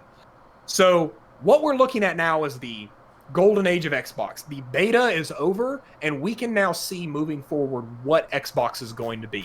Xbox is going to be a video gaming brand that you consume on a dedicated console, your home PC, your phone, whatever you feel like playing on, you're going to play it. There's one device that will not play these games, and it is called the PlayStation 5, right? And the only way you're going to be able to play these games on your PlayStation 5 is if you buy a PC or have an Android phone that you can subscribe to Game Pass through, right? You're not going to be getting these games, just like nobody's been able to play Horizon. Nobody's been able to play Spider-Man unless they own a PlayStation console. So it's been very confusing for me to hear people kind of start. It's honestly, it's panic. It's what it is people who have been really invested in the Sony platform are panicking because for the first time in, I would say, 8 years, they are going to have games that are 9s and 10s that are really good gotta plays that they don't have access to on their one little clean box, right? And that's scary because guess what? That's what everybody's been dealing with forever. It's what Nintendo's built an empire on. You want Mario? You buy the box. Yeah. And you ask anybody out there, a really big gamer, they're gonna be like, well, I'm just getting a PlayStation and a Switch and a PC next generation. Yeah, that's because that's where you can play the 3 exclusive, pillars of games. And if you think building a $2,000 PC is a better deal and better value for you than buying a $500 totally underpriced, overpowered next-gen console, do it. 3080, power it up, max it out, power to the players. So bringing this back in, do I need to stop? No, you're good. You tell me. You're good. You're good. So I got a list here of things that I think Bethesda is uniquely able to bring to Xbox's catalog. And when I go through this, when I was starting to think about like, why would you buy them? Other than the fact that they own all this IP, right? Like the IP in and of itself is super valuable. Why Bethesda? Like, why not? People have, been all these stupid rumors about like Konami and Sega. I'm like, why didn't they go with those approaches? Why Bethesda? And I think this is why. So first off, Bethesda is a developer that understands how valuable the PC market is to the overall health of the gaming industry. You look all the way back to Quake. Quake is a game that was a PC juggernaut. Before Halo was making multiplayer couch thing, they were doing it in Quake. QuakeCon happens every year. Quake people love Quake. If you know someone who's into Quake, they probably don't shut up about Quake, right? They love Quake. And that passion, I would say that passion is what you see from a lot of like Sony fans, right? Like they love Last of Us. Like I was on Twitter yesterday, and thank you so much, Sony, for changing Outbreak Day to The Last of Us Day. Great move on that part. But, these people are just freaking out. They're going crazy over, a game that's been out for months that everybody's already had spoiled for them, that supposedly flopped because it leaked, but still tons of people are getting excited for it, right? Bethesda has an audience like that. So that's a big part of it. Another part of this is if you think about Bethesda, and they've kind of botched this in the past, but one of the things that makes Bethesda so powerful in the PC space is the ability to mod those games. And here's a big prediction for you. I think that Xbox is going to own mods in the future. Just like Sony, I would say right now, owns like exclusive quality content. Microsoft has Game Pass on PC. That client already has mod support. Is anybody using it? I think Farming Simulator is the only one that's really using it. Yeah, I don't know if anybody's using it. Yeah. But I want you to imagine Elder Scrolls 6 Skyrim coming to Game Pass with full mod support integrated into the game, very similar to how Skyrim was on Steam. If you think about the Steam Workshop and all of it, like that was, people played that game for mods, right? And they played it for hundreds of hours. You know what people like to do when they play a game for hundreds of hours, Cameron? They like to pay for the subscription service that gives them access to that game, or buy the game outright. Of course, we'll take your $70 any day of the week. But I think that mods and the commitment to PC gaming is a big part of it, right? The next one is if you look at some of Bethesda's press conferences from the past few years, they have talked a lot about two things that I think, one is Microsoft has kind of ignored, and the other is Microsoft's big bet. And that is VR and cloud gaming. So obviously Skyrim VR, Fallout VR, Doom VR, they've been all about VR. And everyone's kind of asked Microsoft, what are you doing with VR? Are you going to release a headset? I don't expect Microsoft to ever release a VR headset because they're like, at its core, Microsoft is not a hardware company. But this could give them an access to VR. Yeah, this could give them access to create VR content. Yeah. Now, I think HTC and Valve are still going to be the people that sell you, and Oculus is out, right? Like they'd be like, "No, we're done." Facebookatize me, Captain. That's what they've said, and they've detached from the PC. But like the Valve Index and the HTC Vive, they'll still sell you that headset. But I think Microsoft might consider making content for that. This is way on down the line. I don't think it's likely to see VR content coming, within the next 5 years or so. But if VR can prove itself to be meaningful beyond just a niche that was popular for 3 or 4 years, yes, they've got the passion and experience for it. But where they really, like, you remember, I think it was 2 years ago at the Bethesda conference, they started talking about this cloud infrastructure stuff, and they showed Doom running on a phone. Do you remember that? Yes, vaguely. It was called like Valkyrie or something like that. I can't remember the name. But it was like, I was like, what? Is this an xCloud demo? Because at the time we still knew it as xCloud, right? It was such a weird, out of place thing, but now it makes perfect sense because Microsoft is working on that tech and they wanted to build it. And they bought them now, so they have that tech. Now, the last thing, Cameron, and I think this is the biggest one about Bethesda, is Bethesda built their empire making quality, top-of-the-line, gotta-play single-player games. What has been the number one complaint from Xbox fans and honestly gaming fans about the Xbox for the past 7 years? I don't. You tell me. I don't know. The lack of quality single-player games, right? I think Microsoft has a good handle on a lot of multiplayer. Halo, Gears, Sea of Thieves are great multiplayer games. They've been topping the Steam charts ever since they came. They have a pretty good handle on that. And they've got tons of studios. You know, I've got the studio list right here. They are making tons of games that are, you know, State of Decay 3 is going to be an awesome multiplayer game. But they need that single-player anchor, right? To give people something, you know, when someone says, well, you don't have Last of Us. Well, yeah, we don't have Last of Us, but we have blank, right?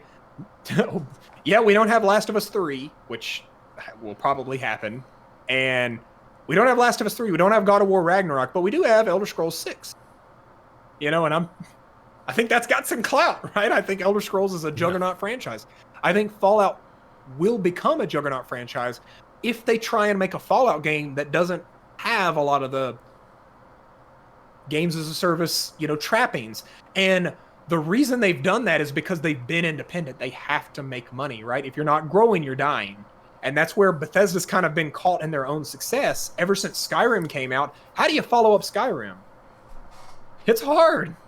It takes years. You continue to release it into perpetuity until everything has and that all is the time. They did that because they needed to continue to make a ton of money to support the growth, right? Yeah. And so now that Microsoft has a bit of a security blanket, they've still got to show up and like make things. But now they don't have to worry about making Fallout 76 work. They need to worry about making Fallout 5 or Elder Scrolls 6 be the best version of that game ever released. Because at the end of the day, their mandate from Microsoft isn't to sell a lot of microtransactions. It is to get people on the Xbox platform, and whether that's on Steam, buying it for full price, or subscribing through Xbox Game Pass. They want people playing games that have Xbox Game Studio at the opening. So I think this is going to allow Bethesda to move back toward that single-player strong arm that they've had for decades, right? And focus in on that. And if they start to do any games as a service things, it's going to be in the benefit of the single-player experience. I think that you look at the things that Fortnite does with its world. Imagine a single-player game. Imagine if Skyrim did that kind of stuff. Like, think about if Skyrim had an invasion of lava monsters, right? And all of a sudden, the mountain became a volcano, right? And there's magma, like the whole world kind of changes, right? This would be like an expansion pack that you would expect to see from a Blizzard or something like that, right? Mm-hmm. You expect them to do an expansion for WoW where now the world has changed. You don't have to resell the expansion pack. You just make the content, update the game, and get people playing. Like, that's the idea. Is the whole paradigm changes. It's no longer about selling you the box. Sony will continue to sell you the box. They've proven in the past 7 days, they've proven that they are very interested in selling you boxes for $70 and reselling you the same box. Like, they are the ones who are going to sell you the box to play the game. Microsoft is more interested in getting you engaged and playing games on their platform and not having to worry about the box anymore. But all in all, I think Bethesda was a perfect match for them. I can't think of a better way to get themselves back in the game. And this is truly, it is the golden age of Xbox. It has started with the series. I know a lot of stuff doesn't make sense right now because you're like, well, the naming structure is weird. I think we're going to look back in 6-7 years and we're going to be like, man, Microsoft really made the right call. And, you know, I don't think Sony's going anywhere. Like, I think Sony's continue going to dominate the market when it comes to console sales. But I think that you're going to start to see in the next 5 to 10 years, Microsoft show up. And just as people get hyped for The Last of Us and God of War and even Final Fantasy 16 most recently, right? People get hyped for those games.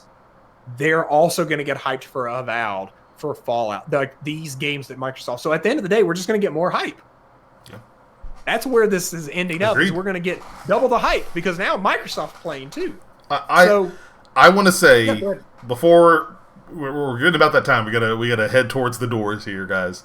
I'm sorry. No, you're good. No, you're good. I want to say before there is one point, and you made me think about it before we wrap up this topic of the show conversation. I want to make it painfully clear to any Xbox person ever. This is coming from my opinion. Whoever talked or said to me or made any mention to anybody on the Sony side saying across the sense that exclusives don't matter. Bullshit. And this proves it right the fuck here. Like, it's I have talked about it before, and I'm not going to get into a spiel on this, but I've talked about it before that, you know, exclusives matter because exclusives help sell your system, or in this case, your platform. And I will be curious how the multi-platform stuff goes. I think that, you know, if, as we talk about with all exclusives, if Xbox and Bethesda want to make more money on Elder Scrolls 6, it will be multi-platform. Full stop. If they want to help sell the platform, though, they will keep it exclusive to the Xbox ecosystem, Xbox and PC, and that is fine. That is totally okay. As a person who plays a lot on Sony, good on you. Do it, because that has served Sony so well for the last couple of years. Yeah. And all the talk, I'm thinking about all the talk of people like exclusives don't matter. They don't care. And I understand why people were saying it back then. You cannot fucking say it now, because Microsoft has thrown the gauntlet. And when a lot of these games become exclusive and they're locked in the Xbox ecosystem, you will understand why these companies put these exclusive content behind their ecosystem, is so that they can get people to play and give them a reason to get excited and, as you said, Seth, hyped for their ecosystem. So I think I end every discussion this way, but I'm going to continue to do it because I think it's the case. I think that right now, where we are is probably one of the best times in the history of our very young hobby to be a gamer. It is remarkable what is happening right now. We are getting games that are running on hardware that for you to build would cost $2,000 to $3,000 on a PC. You would be dealing with drivers. You'd be dealing with non-compatibilities. You'd be going into system preferences and trying to change text files to get the thing to run as optimally as possible. And you can still do that and get probably a better looking game. However, for 5 Benjamin Franklins in the beginning of November, you're going to be able to go down and put that money down and walk home with a machine that is able to play games at an unprecedented level of detail and speed. You are going to have 7 to 10 years of quality content that you're going to be able to bring with you forward, which this is the first time Sony's done this in a long time. Like true backwards compatibility, right? Like I think they did a little bit with between 2 and 3, but 3 to 4 they had to relaunch a lot of things. So like you're getting a true library that comes with you. And Microsoft's obviously, you know, they 4 generations of gaming, right? Like they've been all over that. So it is amazing that you are going to be able to do all of this in November. This is not like years away, Cameron. Next gen is upon us. We are less than probably 40 days from being in next gen. But it's about 5 weeks. About 5 weeks. So 40 to 50 days, and you will be in next gen. You will be playing Demon Souls and Spider-Man at the highest quality with the lowest load times ever. You will be able to play every game on Xbox Game Pass from your phone or in 4K with ray tracing and all those shenanigans on your big TV. It is insane how amazing this is right now. And I would say, I said this to a friend of mine, and they were like, I can't agree with you more. We talk a lot of times about being privileged enough to be able to play on both platforms. I think that this generation is the generation that you are going to need both platforms. It's the first generation in a long time where hardcore gamers are going to be hungry for both platforms. And yeah, now that may be them buying a PS5 and then playing on PC, but they're going to be hungry. I promise you this, when Elder Scrolls 6 whatever comes out, and it'll come out on PC and Xbox, people will be hungry to play that game, right? On whatever device they can get their hands on that plays it, right? That is the level of hype that we're talking about here, and I can't wait. Yeah, it's gonna be pretty awesome. It is gonna be pretty awesome. Well, guys, that's it for episode 24 of the Rocket Punch Show. Thank you guys so much for tuning in. Letting people know, if you're watching via Twitch right now, we are going to shift into our post show in just a few minutes. So once the stream ends, don't go anywhere. We're going to go straight into the post show. If you are listening via audio and you want access to the post show as well, look over at patreon.com/rocketpunch to see how you can access all the exclusive post show content that we've got set up for you. But guys, other than that, great conversations, of course, as well. We're definitely going to see how this shakes out. I'm really interested to see how the rest of this year goes with next gen and these systems and these games. I'm super excited. But as always, guys, thank you so much for tuning in this evening. We appreciate it as always. Good night and good game.